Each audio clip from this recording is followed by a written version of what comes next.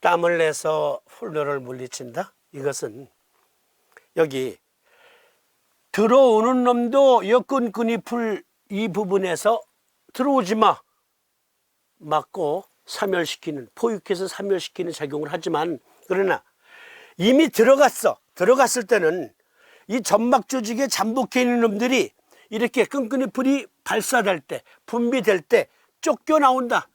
쫓겨나오면 B세포가 쫙 뿌린 항체에 의해서 포획된다. 그리고 대식작용이 일어난다.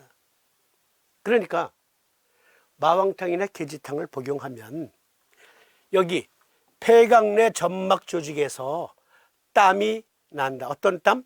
끈끈이 풀이라고 하는 땀이 난다. 고로 그 땀 속에 있는 T세포, B세포 등등, 그리고 마크로페이지 등등이 활발한 대식작용으로 인플루엔자를 사멸시키고 내쫓는다. 이게 계지탕증, 마왕탕증 복용하고 땀을 낼 때의 우리 몸의 방어의 그 메커니즘입니다.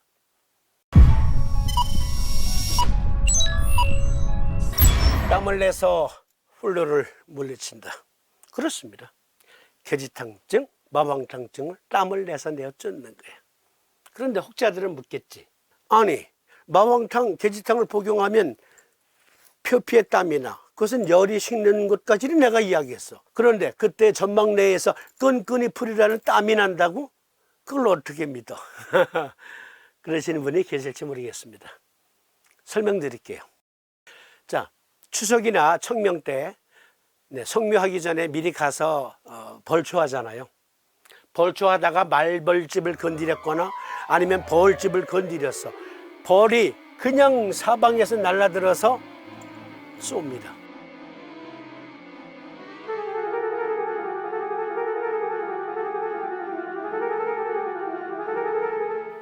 호흡곤란으로 사망하는 사람도 있잖아요. 오딱을 먹고 두드러기 난 것, 혹은 번데기 먹고 두드러기 난 것도 같이 생각해 보시면 돼요. 겉에 두드러기가 났어요. 벌에 쏘였어요. 호흡곤란으로 사람이 죽을 수 있어요. 왜? 자, 보세요. 국립보건원의 그림. 겉에 두드러기가 났을 때 폐, 간, 위장관 시스템, 심장 등등에도 두드러기가 난다는 얘기. 다시 말씀드리면 벌에 쏘였어요. 그래서 여기저기 막 두드러기가 났어요. 이건 피부에, 눈에 보이는 곳에만 두드러기가 난 게 아니라 이때는 기관지, 폐, 그리고 심장을 감싸고 있는 심낭, 간, 위장, 십이장, 대장, 소장, 그쪽에도 다 두드러기가 난다라는 말씀. 벌에 쏘였습니다. 이것은 폐각 내, 특히 상기도에 보니까 보세요. 이 두드러기가 났잖아요. 두드러기. 이걸 가리켜 아나필락시스 반응이라고 하거든요. 아나필락시스 쇼크. 그러니까 벌에 쏘였는데 호흡곤란으로 즉사하시는 이유. 그러니까 벌에 쏘였을 때는 얼른 병원에 데려가야 돼요. 그래서 병원에 가서 아드레날린 주사를 그냥 콱 꽂아야 됩니다. 콱!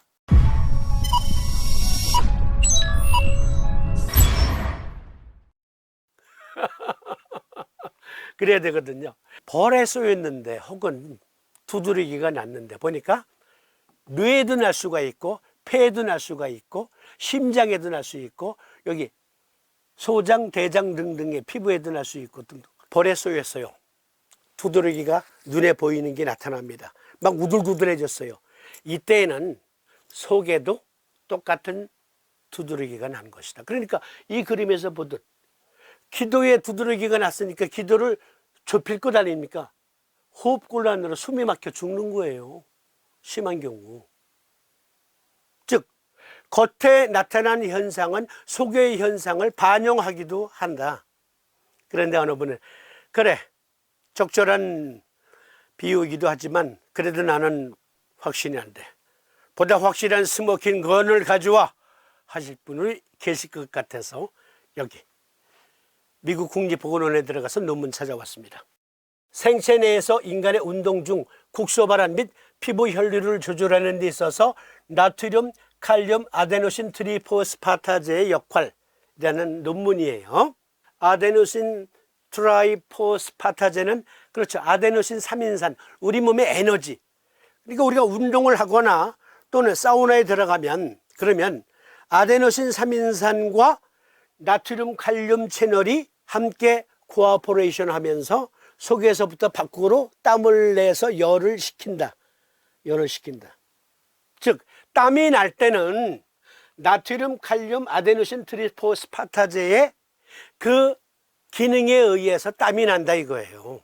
그러면 나트륨 칼륨 아데노신 트리포스파타제가 땀을 낼 때 과연 폐각 내에 그리고 우리 몸속 깊숙한 곳의 체조직에서 그곳에서도 점막 부분에서 점액이라고 하는 땀이 나느냐 그거잖아요.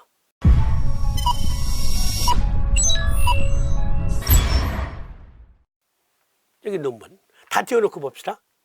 역시 미국 국립보건원에서 빌려온 그림. 상피생리학에서 CFTR의 역할. CFTR은 어떤 병증을 논한 거예요. 무슨 병증? 여기 보시면 CFTR 낭포성 섬유증막 횡단 컨덕턴스 레귤레이터. 아유 어려워. 어려운 거 그냥 패스하자 그랬죠. 무슨 말이냐면 땀을 내는 그 시스템, 나트륨 칼륨 그리고 아데노신 3인산의 그 채널이 유전적 결함으로 인해 이상이 생겼어. 그럴 때 생기는 유전적 아주 난치성 병증이 여기 낭포성 섬유증막 병증이라는 거예요. 이때 나트륨 칼륨 아데노신 트리포스파타제의 그 채널이 제대로 작동하지 않으면 땀이 나긴 나는데 끈끈한 땀이 나. 폐각 내에는 어떤 땀이 나? 점액에서 점액의 구성 성분 중에 끈끈이 풀, 진짜 문자 그대로 끈끈이 풀이 너무 과잉으로 증폭이 돼. 그래서 폐각내가 끈적끈적해져. 그에 따른 난치병 중에 낭포성 섬유증막이라는 병변이에요. 그건 여러분들이 그 구글 검색이나 네이버 검색하시고요. 오늘 우리가 말하고자 하는 것은 자, 나트륨 칼륨 아데노신 트리포스파타제의 그 메커니즘에는 또 어떠한 메커니즘이 뒤따르냐면 NKCC1의 작용이 있고 NKCC2의 작용이 있는데 NKCC1의 작용은 문자 그대로 피부에 땀나게 하는 작용이에요. 나트륨 칼륨 아데노신 트리포스파타제의 그 채널을 통해서 우리 몸의 체액을 조절하고 열 조절을 하는데 그런데 NKCC1은 특히 피부에서 땀내게 하는 역할을 담당하고 이것이 작동이 될 때 NKCC2는 폐, 신장, 췌장, 장, 점막 등의 체액을 조절하는 역할을 한다. 그래서 그쪽에 열이 있으면은 피부에 땀나듯이 점액이 땀처럼 분비된다 이거예요. 이 작용이나 똑같이 나트륨 칼륨 아데노신 트리포스파타제의 역할이다.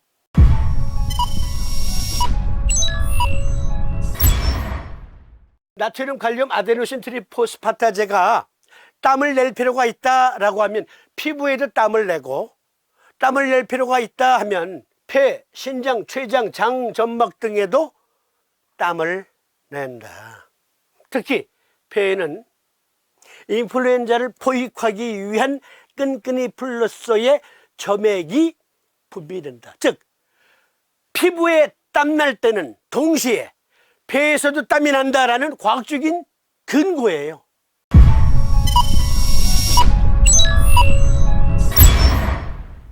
저를 좀 봐주세요. 외국에 계신 우리 삼침쟁이 여러분, 또 우리나라에도 상한론 오랫동안 공부하신 분들, 맞아요. 여러분들이 상한론을 배우고 가르치실 때 특히 마왕탕이나 계지탕을 복용하면 땀이 나고 땀이 나면 오한 발열이 멎는다 그랬는데, 그리고 마왕탕이나 계지탕증은 표증의 약이다 했어요. 그런데 그게 아니거든요. 거기까지만 하면 그건 상한론을 제대로 이해한 게 아니에요. 준경 선생의 마음을 읽은 게 아니라니까. 상한론에 나타나 있는 그 규절을 온전히 이해한 게 아니라니까. 준경 선생께서 마왕탕이나 계지탕을 복용하면 독감이 낫는다라는 얘기는 폐는 표피예요. 표증의 부위라고요. 깊숙이 들어있어도 외기가 직접 닿는 곳이에요.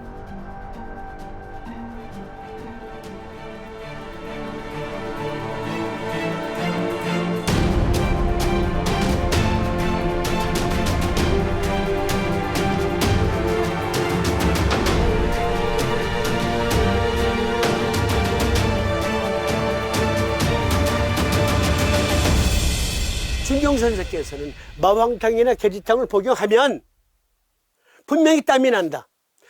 그러나 여기 피부라는 표피에만 땀 나는 것이 아니라 폐강이라고 하는 점막 조직에서 점액이라는 땀이 난다.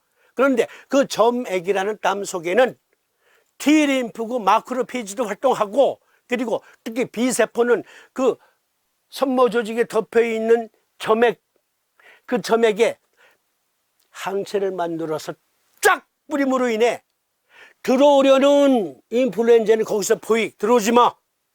또 이미 안에 들어간 놈은 그 점액이 분비될 때마다 밖으로 밀려난다.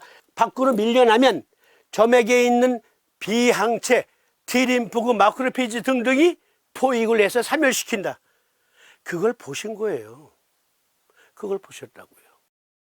그게 준경 선생께서 말씀하신 마왕탕, 계지탕을 복용하고 땀을 내면 낫는다.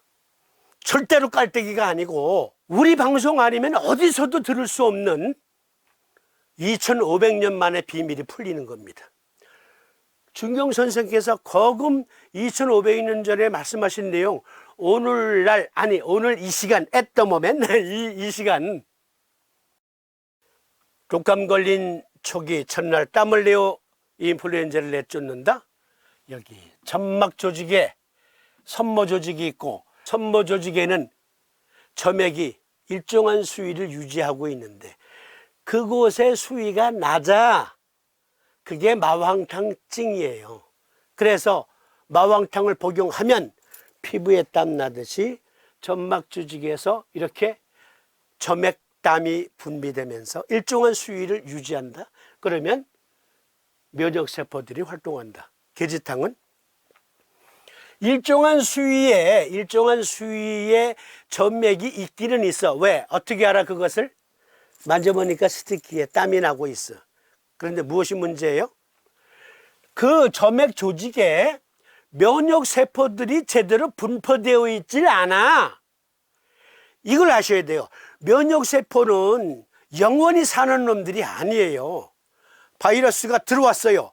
면역세포가 만났어요. 둘이 싸워요. 그러면 둘 다 죽는 거예요. 바이러스도 죽고 면역세포도 죽어요. 그러니까 면역세포라고 하는 병사가 계속 보충되어야 돼요.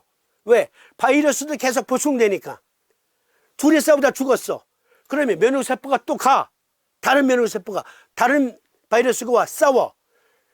결국 바이러스의 숫자보다 면역세포가 적으면 적어도 깊이 들어가는 거고, 여기 1차 저지선에서 맞서 싸우는데 면역세포가 계속 끊임없이 충당이 돼. 그러면 이긴다니까. 계지탕증은 면역세포가 제대로 충당이 안 되는 상황이야. 그래서 새로운 점액이 계속 분비되도록 독려하면서 그 점액을 통해 면역세포가 보충되거든. 그건 조금 더 나아가서 슬라이드에서 보여드릴 거예요. 어떠한 메커니즘으로 보충병이 충원되는가.